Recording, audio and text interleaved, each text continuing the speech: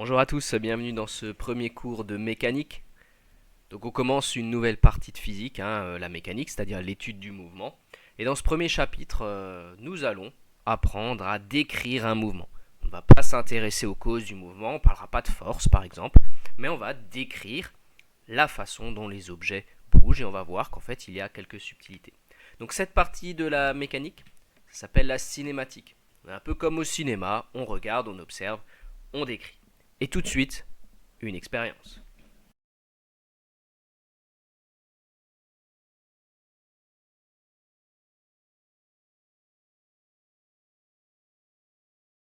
Waouh, quelle expérience de fou!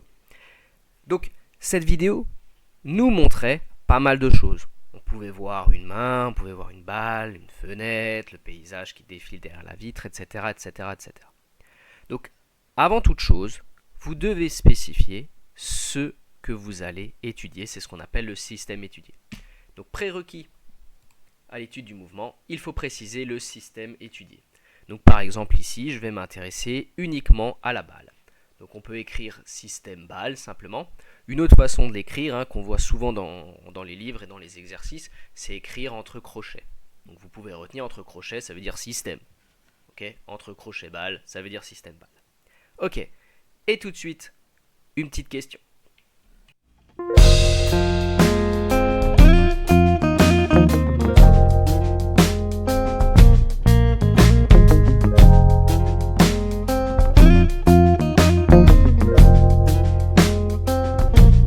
Donc correction, on sera d'accord. La balle est en mouvement par rapport aux arbres derrière la vitre, mais n'est pas en mouvement par rapport à la main. D'accord? Si vous vous placez au niveau des arbres derrière la vitre, vous voyez en fait la balle se déplacer à la vitesse du train. En revanche, par rapport à la main, la balle reste toujours à la même position, elle est posée dessus. Donc, ce point est très important. Lorsque vous étudiez un mouvement, vous l'étudiez toujours par rapport à une référence qu'on appelle le référentiel. Donc le mouvement s'étudie toujours par rapport à une référence, appelée référentiel. Donc attention, un référentiel c'est avec un T, alors que référence c'est avec un C, voilà, bon. Donc par exemple, vous avez le référentiel arbre, le référentiel caméraman. Donc cette phrase, elle a quand même des conséquences importantes. Elle implique que le mouvement n'est jamais absolu. Vous ne pouvez pas dire, en ce moment, vous êtes immobile. Point. Vous êtes immobile par rapport à votre écran d'ordinateur, oui. Vous êtes immobile par rapport à votre chaise, oui. Mais par rapport au Soleil, par exemple, vous êtes en train de tourner avec la Terre. Vous êtes également en mouvement par rapport à la Lune, vous êtes en mouvement par rapport à un avion qui est en train de se déplacer dans le ciel, etc., etc., etc. Donc le mouvement est relatif, toujours à relier avec un référentiel. Donc avant d'étudier un mouvement, on précise le système et le référentiel d'étude. Il y a des référentiels qui sont très pratiques pour étudier certains mouvements, donc on leur donner des noms particuliers. Donc je fais un petit point de vocabulaire. Alors si votre référentiel est immobile par rapport à la surface de la Terre, on parle de référentiel terrestre. Donc c'était le cas par exemple des arbres derrière la vitre précédemment. Un arbre planté dans le sol, il ne bouge pas par rapport à la surface de la Terre, c'est un référentiel terrestre. Par contre, n'apprenez pas cette définition en diagonale. C'est-à-dire que le référentiel est terrestre s'il est immobile par rapport à la surface. S'il se déplace par rapport à la surface, ce n'est pas un référentiel terrestre. Par exemple, une voiture sur l'autoroute qui est en train de se déplacer sur la route n'est pas immobile par rapport à la surface, ne peut pas être qualifiée donc de référentiel terrestre. A l'inverse, vous n'êtes pas obligé d'être à la surface de la Terre pour être un référentiel terrestre. Prenez un hélicoptère par exemple en vol stationnaire, ça veut dire qu'il est toujours au-dessus du même point du sol, il est bien immobile par rapport à la surface de la Terre, même s'il ne la touche pas. Il peut donc être qualifié de référentiel terrestre. Donc voilà les deux exemples, un arbre planté au sol, un hélicoptère en vol stationnaire sont des référentiels terrestres.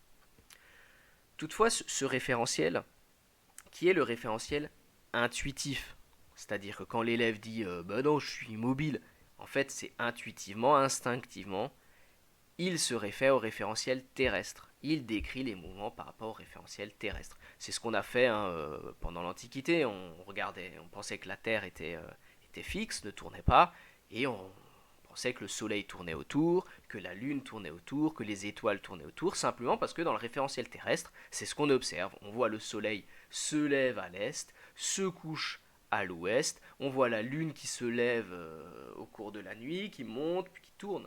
Voilà. Bon, maintenant on sait que la lune tourne, oui, mais autour du centre de la Terre. Donc si vous voulez étudier simplement le mouvement de la lune, étudiez le mouvement de la lune par rapport au centre de la Terre. Donc le référentiel qui est au centre de la Terre, on appelle ça le référentiel géocentrique.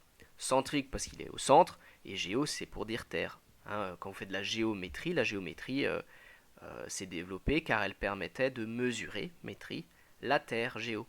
Donc pour ceux qui feront enseignement scientifique l'année prochaine, donc qui continueront en général, vous ferez toute une partie là-dessus. Comment on a pu mesurer la circonférence de la Terre sans en faire le tour.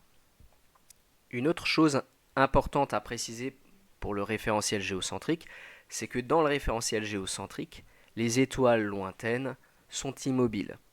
Qu'est-ce que ça veut dire? Ça veut dire que si le référentiel géocentrique tourne bien autour du Soleil, puisqu'il doit rester au centre de la Terre, par contre il n'est pas affecté par la rotation de la Terre sur elle-même. Une autre façon de le dire, c'est par exemple vous, si vous restez 24 heures assis sur votre chaise, respectant ainsi parfaitement le confinement, eh bien dans le référentiel géocentrique, vous allez décrire un cercle, puisque vous allez tourner en 24 heures autour du centre de la Terre. Un autre référentiel qui est intéressant, et là aussi ça va vous sembler un peu intuitif et très utile en astronomie, c'est le référentiel qui est au centre du Soleil, qu'on appelle le référentiel héliocentrique. C'est le référentiel qui est utilisé pour étudier le mouvement des planètes par exemple, puisque les planètes décrivent, on va dire, des cercles autour du centre du Soleil. Ok, donc voici 3 référentiels pratiques qu'on utilise souvent, qu'on soit d'accord sur le vocabulaire. Donc pour continuer notre étude, allez hop, nouvelle vidéo.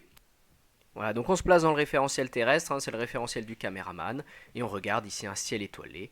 Et le système qu'on va étudier, ce sont les étoiles. Voilà la question que je vous pose. Avec ces quelques secondes de vidéo, est-ce que je peux conclure que les étoiles sont immobiles dans le référentiel terrestre? Donc non, on ne peut pas conclure l'immobilité d'une étoile en la regardant pendant 3 secondes. Donc je vous ai mis la vidéo complète avec la petite musique d'ambiance. Donc je l'ai prise sur YouTube, d'un youtubeur qui s'appelle Guy TC, qui a photographié le ciel depuis les Côtes d'Armor en Bretagne. Il a pris 916 images entre 22h30 et 6h20 à peu près, c'est-à-dire 7 images par seconde. Et là dans cette vidéo, 1 seconde correspond à 3 minutes et demie de vie réelle. Donc on a quelque chose qui est accéléré et on voit ce mouvement global des étoiles dans le référentiel terrestre qui décrivent, on va en reparler tout à l'heure, on va bien le mettre en évidence, des cercles en fait. On va l'interpréter aussi tout à l'heure. On voit ce mouvement du ciel. Alors bien sûr, au départ, nos ancêtres, quand ils ont vu ça, ils en ont conclu que toutes les étoiles étaient sur une sphère autour de nous, une sphère qui tournait autour de nous. Et ça a été une révolution quand on s'est rendu compte que le mouvement est complètement relatif et qu'en fait ça pouvait très bien être des étoiles fixes et la Terre qui tourne sur elle-même et qu'on ne pouvait pas faire la différence. Et petit à petit on s'est rendu compte qu'il était quand même plus judicieux, plus simple de considérer les étoiles comme fixes et la Terre comme tournant sur elle-même. Vous voyez de temps en temps des étoiles filantes aussi traverser le ciel, des petits traits lumineux. Et voilà le matin qui arrive, donc vous voyez que le matin n'efface pas les étoiles. Si on ne peut pas voir les étoiles de jour, c'est simplement parce que le soleil est trop lumineux. Il est trop lumineux, donc notre œil s'habitue à cette lumière et nous empêche de voir les petites lumières dans le ciel. Alors une autre façon de voir le mouvement des étoiles, c'est ce qu'il a fait ici. Donc il a ouvert son appareil photo pendant 30 secondes. Donc il a pris les étoiles bougent pendant ces secondes, ça fait un petit trait de lumière. Et et il a continué à faire ça. Il ouvre pendant 30 secondes, clac, il rouvre pendant 30 secondes, et en fait, à la place d'avoir des temps d'exposition bref, il a des traînées. Et on voit vraiment l'ensemble des points qui ont été occupés par les étoiles au cours du temps, c'est ce qu'on appelle la trajectoire, et on voit bien que les étoiles forment des cercles autour là-bas d'un point, c'est l'étoile polaire. L'étoile polaire qui est dans l'axe de rotation de la Terre. Et donc, si elle est dans l'axe de rotation de la Terre, peu importe où vous êtes sur Terre, vous ne pouvez pas la voir tourner. Alors la traînée lumineuse qu'on voit passer, qui ne tourne pas du tout, qui est rectiligne, ça c'est l'ISS, c'est la Station Spatiale Internationale. Vous pouvez la voir de nuit, hein, vous avez des applications qui vous disent à quelle heure elle est visible. Et elle se déplace, en quelques minutes elle parcourt tout le ciel, hein, c'est assez impressionnant. Donc ici il a précisé qu'il a vu passer l'ISS.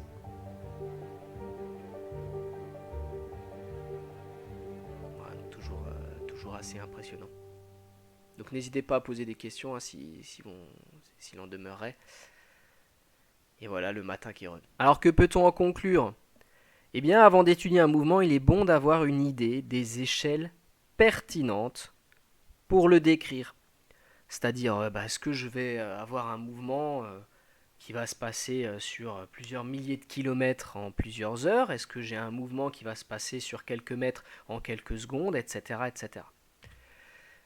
Donc, il faut déterminer les échelles temporelles et spatiales pertinentes de description du mouvement. Donc, temporelle, hein, le temps, combien de temps va durer le mouvement, quelle est la durée pertinente d'observation, et spatiale, quelle est la distance pertinente d'observation.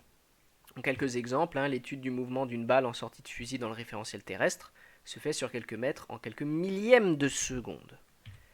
L'étude du trajet d'un avion dans le référentiel terrestre se fait sur des centaines de kilomètres en quelques heures, alors que l'étude du mouvement de la Lune dans le référentiel géocentrique se fait sur des milliers de kilomètres en plusieurs semaines. Voilà un petit peu ce que je voulais vous transmettre dans cette vidéo. Hein. Toujours penser à préciser le système étudié, le référentiel d'étude et avoir une idée des échelles temporelles et spatiales qui sont pertinentes pour sa description. Ok, donc je vous restez confinés, restez bien chez vous. Et puis pour terminer cette vidéo, je vous passe quand même une vidéo YouTube de 2 youtubeurs qui s'appellent les Slow Mo Guys, qui se sont intéressés à mon premier exemple, l'étude du mouvement d'une balle en sortie de fusil.